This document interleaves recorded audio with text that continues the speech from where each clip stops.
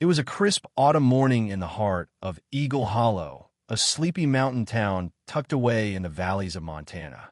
The kind of morning where the air felt clean enough to drink, and the scent of pine mingled with fresh bread and ripe produce. At the local farmer's market, the usual calm reigned as neighbors chatted, children laughed, and vendors called out their best deals. Among them stood 12-year-old Lily Morgan, a girl with round cheeks, determined eyes, and hands stained red from sorting tomatoes. Her German shepherd, Ranger, sat loyally at her side, ears perked and body alert. Lily's father, Daniel Morgan, a quiet man with the posture of soldier and the hands of a farmer, watched from a short distance as his daughter tended their booth.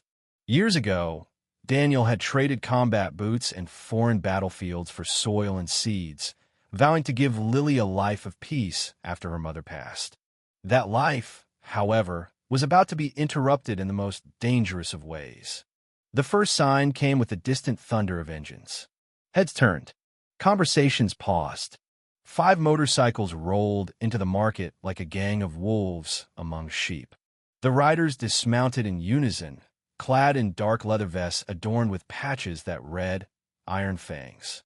Their leader, a thick-set man with a jagged scar across his jaw, removed his sunglasses slowly, his eyes scanning the crowd until they landed on Lily. She tensed. Ranger growled. The man swaggered over and plucked a tomato from the carefully stacked pyramid. "Well now," he drawled, crushing the fruit in his fist, "looks like we got ourselves a chubby little farm girl." Juice dripped between his fingers and splattered on the wood crate. Laughter followed from the other bikers. Lily's hands trembled, but she didn't step back. "That'll be $1, she said flatly. The man, who went by Colt Maddox, let out a low whistle. "Got some sass in you. Most fat kids I meet start crying by now." Ranger stood, his growl growing into a snarl. Colt laughed. "What's this mutt gonna do, bite me?" From across the market, Daniel's eyes narrowed. He walked toward them, calm but precise. Every muscle in his body, once trained to handle high-stakes missions, now responded with instinct.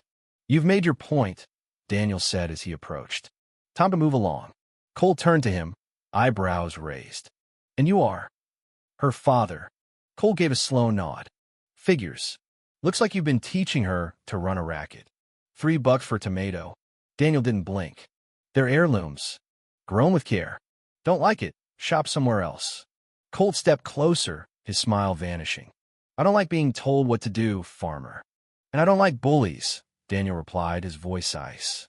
There was a brief silence, the kind that made the air feel like it had weight.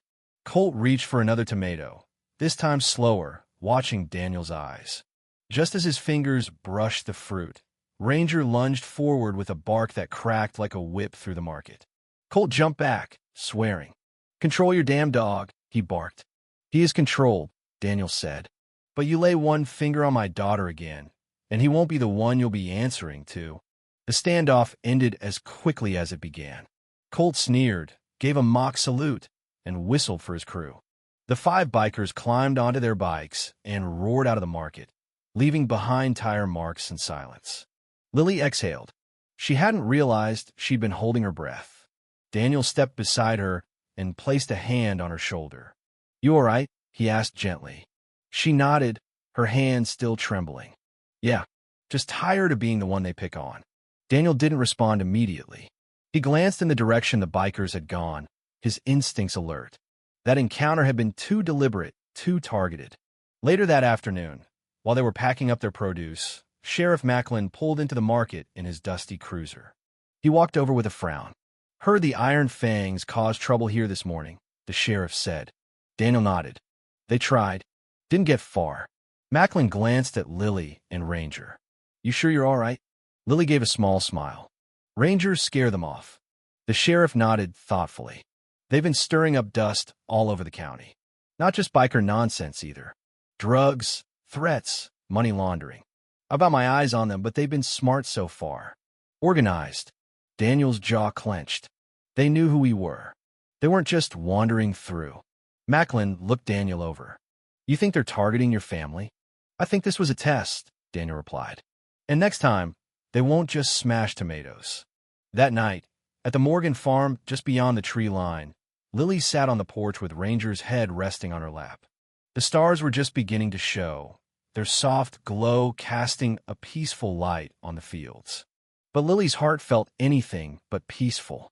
"Why me?" she asked, more to herself than anyone else. "Why do people always pick me?"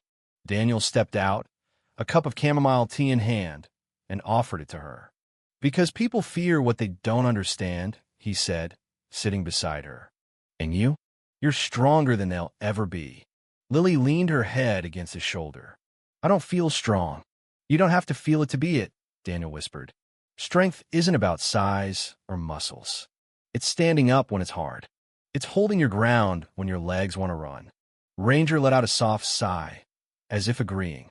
Over the following week, the Morgans noticed signs, broken fence posts, tire tracks near the edge of the farm, a strange car parked down the road too long. Daniel, always vigilant, began reinforcing the property. He installed cameras, sharpened old tools, and started training Lily in basic defense. Not the kind of combat you see in movies, but how to read a person's eyes, how to move without panic, how to trust her instincts. The real storm came one evening, just as the sun dipped below the mountains. Lily was in the barn feeding the chickens when she heard three engines approaching fast. Ranger bolted upright. Lily froze. Daniel was already moving. By the time the Iron Fangs rolled into their driveway, he stood ready, a long wrench in one hand, eyes cool. Colt dismounted, this time without theatrics. "Evening," he said. "Thought we'd stop by. You left an impression on my boys." Daniel said nothing. "See, we don't like being made fools of in public," Colt continued. "So we figured we'd settle things in private." Ranger growled. Colt's men started to fan out, surrounding the driveway. And that's when everything shifted. Lily stepped out of the barn, holding a flare gun in one hand. "Back off," she said, her voice strong. Colt laughed. "You gonna set me on fire, little piggy?" "I won't need to," Lily said. "This sends a signal directly to the sheriff's tower. Backup will be here in 5 minutes." Colt paused. "She's not bluffing," Daniel added. "You know my background. You know I don't raise kids to be helpless." Colt's confidence flickered. One of his men mumbled something about it not being worth it. "Fine, Colt znard. You win this round. But the next time you get in our way, we won't play nice." They turned and rode off, the sound of their engines fading into the woods. Lily's knees nearly buckled.